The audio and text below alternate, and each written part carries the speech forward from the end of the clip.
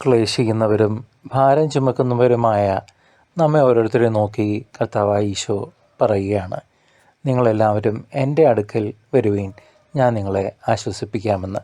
മത്തായി 11:28. പ്രിയ സഹോദരങ്ങളെ, നാം ഓരോരുത്തരും ജീവിതത്തിൽ പലവിധ ഭാരങ്ങൾ ചുമക്കുന്നവരാണ്.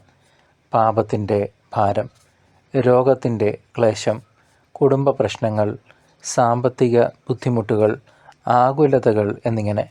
ഈ ഭാരങ്ങളാൽ തളർന്ന് സമാധാനം നഷ്ടപ്പെട്ട് ഉഴലുന്ന നമ്മെ അവിടുന്ന് തൻ്റെ സ്നേഹത്തിലേക്ക് ക്ഷണിക്കുന്നു. അവിടുത്തെ അടുക്കൽ വരുമ്പോൾ നൈമിഷികമായ ആശ്വാസമല്ല, നമ്മുടെ ആത്മാക്കൾക്ക് ശാശ്വതമായ വിശ്രമമാണ് ലഭിക്കുക. ഈശോ നമ്മിൽ നിന്ന് നമ്മളുടെ മനസ്സിൻ്റെ ഭാരം പൂർണ്ണമായും എടുത്തു മാറ്റുമെന്ന് പറയുന്നില്ല, മറിച്ച് അവിടുത്തെ നുകം ഏറ്റെടുക്കാൻ നമ്മോട് ആവശ്യപ്പെടുന്നു. ഈ നുകം പങ്കുവെക്കലാണ് ക്രിസ്തീയ ജീവിതം. നിങ്ങളുടെ കുരിശുമെടുത്തുകൊണ്ട് എൻ്റെ പിന്നാലെ വരുവീൻ എന്നാണ് കർത്താവ് നമ്മളോട് ആവശ്യപ്പെടുക. അവിടുത്തോടൊപ്പം ഈ നുകം ചുമക്കുമ്പോൾ ഭാരം ലഘൂകരിക്കപ്പെടുന്നു. അവിടുന്ന് ശാന്തശീലനും വിനീത ഹൃദയനുമാണ്.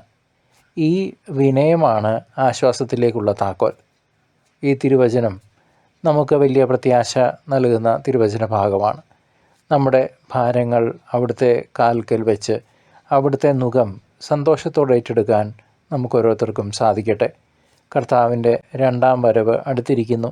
അതിനാൽ പാപങ്ങളെക്കുറിച്ച് പശ്ചാത്തപിച്ച് മാനസാന്തരപ്പെട്ട് അവിടുത്തെ സ്നേഹത്തിലേക്ക് നമുക്ക് ഓടിയെടുക്കാം. അവിടുന്ന് നമ്മെ കാത്തിരിക്കുന്നു, നമ്മിൽ ആശ്വാസം നിറയ്ക്കുവാൻ.